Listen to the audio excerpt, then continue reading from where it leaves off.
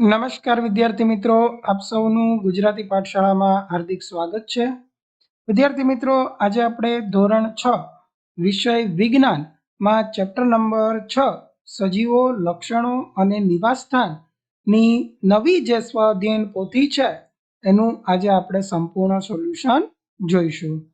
તો અહીંયા પહેલો પ્રશ્ન છે કે નીચે આપેલા પ્રશ્નો માટે યોગ્ય વિકલ્પ પસંદ કરી સાચા વિકલ્પની સામે ખરાની નિશાની કરો. તો અહીંયા કે નીચેનામાંથી કયું ભૂ નિવાસસ્થાન કહી ન શકાય? તો એમાં આવશે તળાવમાં માછલી, એને ભૂ નિવાસસ્થાન કહી શકાય નહીં.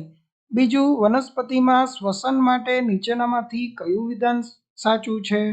તેમાં શ્વસન ફક્ત દિવસ દરમિયાન થાય, તેમાં શ્વસન ફક્ત રાત્રિ દરમિયાન થાય, તેમાં શ્વસન દિવસ અને રાત્રિ બંને સમયગાળામાં થાય, કે જ્યારે પ્રકાશ સંશ્લેષણ ન કરતી હોય ફક્ત ત્યારે જ તેમાં શ્વસન થાય. તો સાચું વિધાન છે કે તેમાં શ્વસન દિવસ અને રાત્રિ બંને સમયગાળા દરમિયાન થાય છે. ત્રીજો પ્રશ્ન, નીચેના વિકલ્પોમાંથી પ્રજનન ક્રિયા લાગુ ન પડે તે વિકલ્પ કયો છે? તો કે આંબાનું મૂળ, કે જેની અંદર પ્રજનન ક્રિયા લાગુ પડે નહીં. ત્યારબાદ ચોથો પ્રશ્ન, ઉત્સર્જન માટે નીચેનામાંથી કયું વિધાન સાચું નથી? તો અહીંયા પરસેવો થવો એ એક પ્રકારનું ઉત્સર્જન છે, એ વિધાન સાચું નથી. પાંચમું, તન્મય એક અજાણ્યા સ્થળે જાય છે, ત્યાં તેને પર્ણો નાના અને ઓછા હોય તેવી અને કેટલીક તો પર્ણો જ ન હોય તેવી કાંટાવાળી વનસ્પતિ જોવા મળે, તો એ કયા પ્રકારના વિસ્તારમાં ગયો હશે? તો રણ વિસ્તારમાં ગયો હશે. હવે પ્રશ્ન નંબર 2 થી જે છે એ માગ્યા મુજબ જવાબ આપવાના છે કે તમે જોયા હોય તેવા સજીવોના નામ લખો. તો ગાય, ભેંસ, બકરી, ઉંદર, હાથી, ઘોડો, માણસ, મકોડો, વાંદરો, કાચબો, માછલી, અજગર, સાપ, વીછી, મધમાખી વગેરે સજીવોના નામ અહીંયા તમે જોયા હોય એ સજીવોના નામ અહીંયા લખી શકાય. સાતમું, નીચે આપેલા સજીવોનું તેમના નિવાસસ્થાનના આધારે વર્ગીકરણ કરો. તો વાઘ, ચિત્તો, શિયાળ, ઊંટ, ઘુડખર, માછલી, કરચલો, પોયણું, શાક, કમળ, સિંગોડા, સાલ અને સીસમ. તો જંગલમાં જે છે એ વાઘ, ચિત્તો, ઘુડખર, શાક, શિયાળ અને સીસમ. રણમાં ઊંટ અને પોયણું, અને પાણીમાં માછલી, કરચલો, કમળ અને સિંગોડા. ત્યારબાદ તફાવત આપવાનો છે જૈવિક ઘટકો અને અજૈવિક ઘટકો. તો વનસ્પતિ, પ્રાણીઓ અને જીવજંતુઓના સમૂહને જૈવિક ઘટકો કહેવાય. ખડકો માટે હવા, પાણી, પ્રકાશ અને તાપમાનના સમૂહને અજૈવિક ઘટકો કહેવાય. જૈવિક ઘટકોના ઉદાહરણ લીમડો, કૂતરો, મચ્છર, માણસ. અજૈવિક ઘટકોના ઉદાહરણ કાંકરો, કાચ, ખુરશી, પાણી વગેરે. નવમો પ્રશ્ન, માછલી રણમાં અને ઊંટ દરિયામાં જીવી શકે કેમ? તો કે ના, માછલી પાણીમાં રહેનાર પ્રાણી છે અને તે પાણીમાં ઓક્સિજન લઈને જીવી શકે, તેથી માછલી રણમાં રહી શકતી નથી. અને ઊંટના અંગો રણમાં રહીને જીવી શકે તેવા હોય, જે તે પાણીમાં ઓક્સિજન લઈ શકે નહીં, તેથી ઊંટ પાણીમાં રહી શકતો નથી. 10મું, વનસ્પતિને ઉગવા અને યોગ્ય વિકાસ માટે કયા કયા અજૈવિક ઘટકોની જરૂર પડે છે? તો વનસ્પતિને ઉગવા તેમજ યોગ્ય વિકાસ માટે હવા, પાણી, સૂર્યપ્રકાશ અને ખનિજ ક્ષારોની જરૂર પડે છે. 11, થોર એ રણમાં ઉગતી વનસ્પતિ છે, તેને પર્ણો હોતા નથી, તો પોતાનો ખોરાક કેવી રીતે બનાવતા હશે? તો થોરને પર્ણ હોતા નથી, પરંતુ તેનું પ્રકાંડ પર્ણની જેમ હરિતદ્રવ્ય ધરાવે છે અને સૂર્યપ્રકાશની હાજરીમાં તે ખોરાક બનાવે છે. 12મો પ્રશ્ન, પર્વતીય વિસ્તારમાં થતા વૃક્ષો સામાન્ય રીતે શંકુ આકારના હોય છે તથા ડાળીઓ ઢળતી હોય છે, કારણ આપો. તો પર્વતીય વિસ્તારમાં થતા વૃક્ષો સામાન્ય રીતે શંકુ આકારના હોય છે તથા ડાળીઓ ઢળતી હોય છે, કારણ કે પર્વતીય વિસ્તારમાં બરફવર્ષા અને વરસાદ વધારે પડતો હોય અને વનસ્પતિના શંકુ આકારના હોવાથી પાણી અને બરફ સીધું સરકીને જમીન પર પડી જાય. આમ પર્વતીય અનુકૂલન સાધવા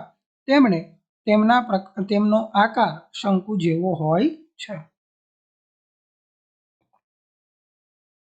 13મું, રણ વિસ્તારમાં રહેવા માટે ઊંટના શરીરની રચનામાં શું વિશેષતા હોય છે? તો કે રણ વિસ્તારમાં રહેવા માટે ઊંટના પગમાં ગાદી હોય જેથી તે સરળતાથી ચાલી શકે, ગળામાં મોટી કોથળી હોય જેના કારણે તે પાણી વગર લાંબો સમય રહી શકે અને શરીર ઉપર ખૂંદ હોય તેથી તે ખોરાક વગર રહી શકે છે.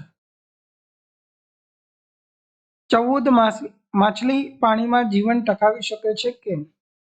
તો કે હા, માછલી પાણીમાં રહેનાર પ્રાણી છે. તે પાણીમાં ઓગળેલા ઓક્સિજન લઈ શકે તેના માટે ઝાલરફાટ હોય તેથી માછલી પાણીમાં જીવન ટકાવી શકે છે.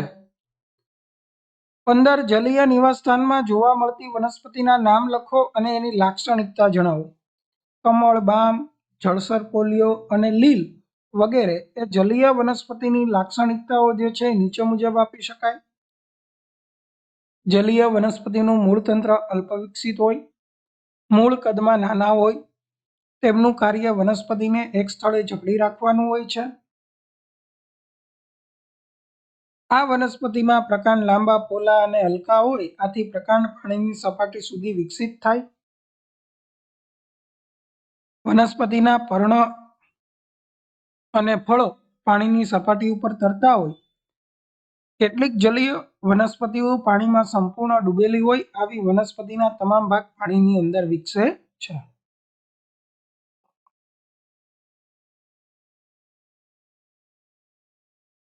ત્યારબાદ 16મો પ્રશ્ન કે રણ વિસ્તારમાં પાણીની તીવ્ર અછત હોય, આવા વિસ્તારમાં ટકી રહેવા માટે વનસ્પતિઓ કઈ વિશેષતા ધરાવે છે?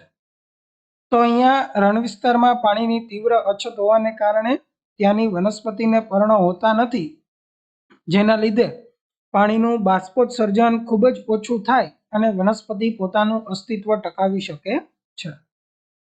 ત્યારબાદનો પ્રશ્ન, તમે પોતે સજીવ છો, તમારામાં એવી કઈ લાક્ષણિકતાઓ છે કે જે તમને નિર્જીવથી જુદા તારવે છે?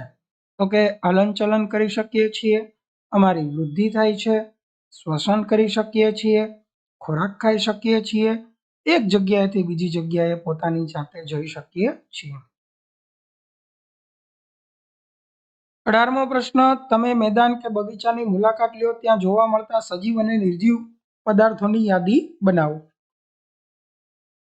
તો સજીવ પદાર્થોમાં કીડી, વનસ્પતિ, મચ્છર, કોઈ પક્ષી જુઓ, કોઈ પ્રાણી જુઓ, એના નામ લખી શકો. નિર્જીવ પદાર્થોમાં માટી, લાકડું, પ્લાસ્ટિકનું ટાયર, કાગળના ટુકડા આ વગેરે નિર્જીવ પદાર્થો છે. 19મો પ્રશ્ન, પર્વતીય વિસ્તારોમાં રહેતા પ્રાણીઓ ત્યાંની પરિસ્થિતિ સામે ટકી રહેવા કયા કયા અનુકૂલનો ધરાવે છે? તો ઠંડીથી રક્ષણ માટે જાડી ચામડી ધરાવે, શરીર ઉપર લાંબા વાળ હોય છે જેથી ગરમી મળી રહે, પગના તળિયે ખડીઓ હોય છે જેથી સરળતાથી ચાલી શકે, શરીર અને પંજા ઉપર ઘણી રૂંવાટી હોય છે. 20મો પ્રશ્ન, વનસ્પતિ પ્રજનન કરે છે, જવાબના સમર્થનમાં કારણો લખી સમજાવો. હા, વિવિધ વનસ્પતિઓ જુદી જુદી રીતે પ્રજનન કરતી હોય છે. કેટલીક વનસ્પતિઓના બીજમાંથી નવી વનસ્પતિ બનાવે છે તો કેટલીક વનસ્પતિઓ ડાળીમાંથી નવી વનસ્પતિ ઉગતી હોય છે. આમ વનસ્પતિઓ વિવિધ રીતે પ્રજનન કરે છે. 21મો પ્રશ્ન, વર્ષાએ મગરને જોયો ત્યારે વિચાર આવ્યો કે મગર તો પાણી અને જમીન ઉપર બંને જગ્યાએ રહે, તો મગરના નિવાસસ્થાનના આધારે કયા પ્રકારનું પ્રાણી કહેવાય? તો કે મગરને ઉભયજીવી પ્રાણી જે છે એ કહેવામાં આવે.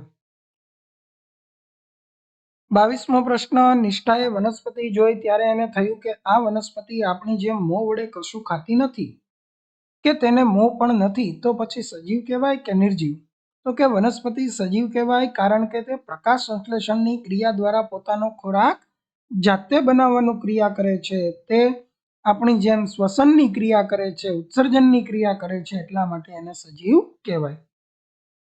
23 શું વનસ્પતિ ઉત્તેજના પ્રત્યે પ્રતિચાર આપે છે? જો હા, તો તમે જાણતા હોય તેવી વનસ્પતિઓના નામ લખો. તો કેટલીક વનસ્પતિના ફૂલ રાત્રે જ ખીલે, દિવસે કરમાઈ જાય. સૂર્યમુખીનું ફૂલ સૂર્યની દિશામાં નમે, લજામણીના છોડને અડકતા તે મુરઝાઈ જાય. આમ વનસ્પતિ ઉત્તેજના પ્રત્યે પ્રતિચાર આપે છે. 24 તમે જાણતા હોય તેવી વનસ્પતિની યાદી બનાવો. આ વનસ્પતિને તેમના નિવાસસ્થાનના આધારે અલગ કરવું. તો ભૂનિવાસમાં લીમડો, બાવળ, શેતુર, બોરડી. પર્વતીય વિસ્તારમાં અરણી અને બિલ્લુ. રણ વિસ્તારમાં થોર, કુંવારપાઠું, ફાફડા થોર. જંગલમાં આસોપાલવ, સીસમ, સાગ. બરાબર. ત્યારબાદ 25મો પ્રશ્ન. નરેન્દ્ર એકવાર આકાશમાં ઉડતા વિમાનને જોયું. વિમાન જોઈ તેને વિચાર આવ્યો કે આ વિમાન પણ તેની જગ્યા બદલાવે તો તેને સજીવ કહેવું કે નિર્જીવ? તો વિમાન નિર્જીવ કહેવાય, કારણ કે સજીવ એક જગ્યાએથી બીજી જગ્યાએ પોતાની જાતે જાય, જ્યારે વિમાન પોતાની જાતે જઈ શકતું નથી, એટલે એને નિર્જીવ કહેવાય. 26મો પ્રશ્ન. જો તમે મેદાની વિસ્તારમાંથી અચાનક જ ઊંચા પર્વતીય વિસ્તારમાં રહેવા જાઓ તો તમને શ્વાસ લેવામાં કે શારીરિક ક્રિયાઓમાં તકલીફ પડે. શા માટે? આપણે મેદાની પ્રદેશમાં રહેતા હોય ત્યારે ત્યાં ઓક્સિજનની હાજરી વધારે માત્રામાં હોય અને ઊંચા પર્વતીય વિસ્તારમાં જઈએ ત્યારે ઓક્સિજનની માત્રા ઓછી હોય, માટે શ્વાસ લેવામાં તકલીફ થાય અને ત્યાંની હવા પણ પાતળી હોય, એટલા માટે આપણને શ્વાસ લેવામાં કે શારીરિક ક્રિયાઓમાં તકલીફ પડે છે. 27મો પ્રશ્ન. વનસ્પતિ હલનચલન કરી શકતી નથી, જ્યારે કાર, બસ જેવા વાહનો હલનચલન કરી શકે.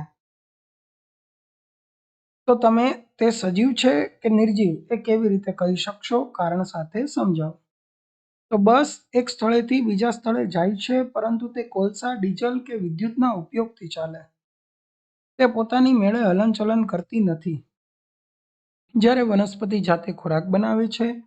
બસ સમય જતાં સજીવોની જેમ વૃદ્ધિ પામી કદમાં મોટી થતી નથી. ત્યારે વનસ્પતિ વૃદ્ધિ પામી પોતાના કદમાં વધારો કરે છે. બસ પોતાની મેળે કોલસાનો ખોરાક તરીકે ઉપયોગ કરતી નથી. બસ નવી બસને જન્મ આપતી નથી. તેથી આ ગાડી ચાલતી હોવા છતાં નિર્જીવ છે એમ કહેવાય. તો વિદ્યાર્થી મિત્રો, અહીંયા આપણું પ્રકરણ નંબર 6 સજીવો, લક્ષણો અને નિવાસસ્થાનનું સંપૂર્ણ સોલ્યુશન જે છે એ અહીંયા પૂર્ણ થાય. જો તમને અમારો વિડીયો ગમ્યો હોય તો વિડીયોને લાઈક કરો, ચેનલને સબસ્ક્રાઈબ કરો અને વિડીયોની લિંક બીજા મિત્રોને શેર કરો. Thank you for watching.